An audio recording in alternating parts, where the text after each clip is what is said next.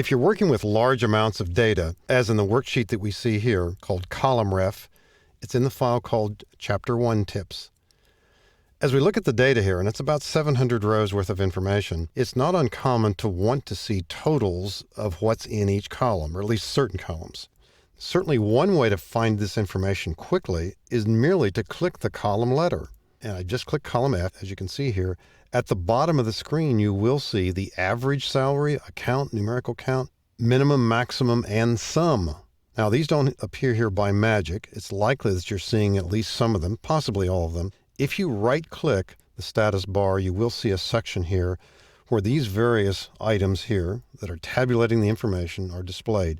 If some of these don't appear very useful to you, or if you're thinking you wouldn't use them that often, just uncheck them and they won't be there anymore. And you can, at different times, change your mind about what's important. I think the idea here might be, which ones would you like to see most of the time? Fine. Now, these will appear at the bottom of the screen anytime you highlight 2 or more cells. Many times you'll just ignore what's there. But there are also times when you need actual formulas in a worksheet, summary type information. For example, in column I, what we might like to see here, because we use this list a lot, the list will grow and shrink at different times. And whenever we're looking at the top portion of this worksheet, we want to see total salaries in years, perhaps some averages, and maybe some other stats as well. So let's set up a formula here to add up these salaries. In other words, we don't need to click on column F all the time. This is going to be here consistently. Easy way to do this is with the AutoSum function. You'll find it on the Formulas tab in the ribbon on the left side, or on the Home tab, you'll see it on the right side. There's AutoSum. Click it once to save yourself some typing.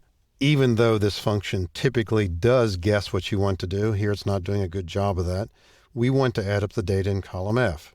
Now, the standard way to do this is start highlighting the cells here. And surely you could imagine situations where you're thinking, well, I've got 40,000 rows here. This is going to take forever. Well, rather than doing this, I'm going to press Escape, start over here again. Let's press AutoSum and simply click column F. The notation F:(F) refers to the entire column. Even F1, it's irrelevant here. We don't worry about it. Enter, we've got our total. There it is.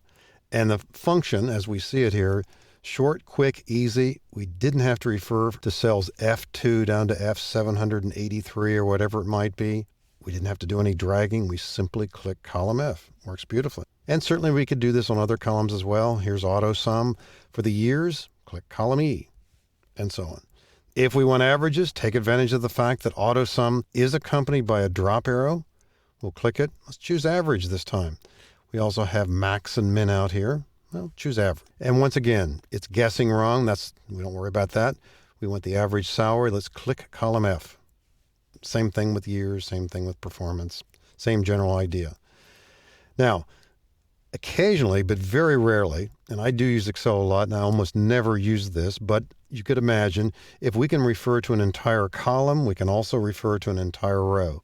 I think you can see how ridiculous it would be in this worksheet and in most worksheets, but you certainly could imagine a situation where if you needed to add up a bunch of columnar data out of row 11 here, you might choose AutoSum and click row 11. It would look like that. That is a valid construction, would make a lot of sense here, but in some situations it would. It means add up all the data in row 11, all the numerical cells. We wouldn't use that in this situation really, but it's just to point out that the construction is valid, and it will save you time here and there, but very rarely. The focus again in this particular shortcut, and it saves you a ton of time, is just the idea that when you're tabulating information in a column, there are many times when you might as well refer to the entire column rather than highlighting or typing in the addresses. The other distinct advantage of this, particularly if this list grows, we don't have to rewrite any of these formulas. This means the entire column F, down over 1 million rows. If we take out rows, we don't have to rewrite the formula. We don't have to make any of those adjustments. So this is by far the easiest way to set up formulas for columns. Now, what if there's a total on the bottom? I'm going to press Control down arrow here and put a total on the bottom of the salaries. Just by clicking AutoSum twice. There we go. That's one way to do it. I'll press Control up arrow. We're back here. You remember this total before? It was 39 million. Now it's 78 million. So for the moment, obviously, this is not acceptable. But you would know in a situation like this that there is a total at the bottom. So in these kinds of situations where you needed to have the totals at the bottom, it'd be simply a question of dividing this by 2. A different scenario might play out where you had interim subtotals, perhaps at the end of each department, something like that. If you have those in place without a grand total, there too you would divide by 2. If you had a grand total as well here, you'd divide by 4. So you would certainly have to make some adjustments in those cases. But again, the key idea here is in formulas where you need to tabulate columnar information many, many times, using the entire column reference makes good sense. It's fast, it's easy, and it's very clear once you get used to the notation.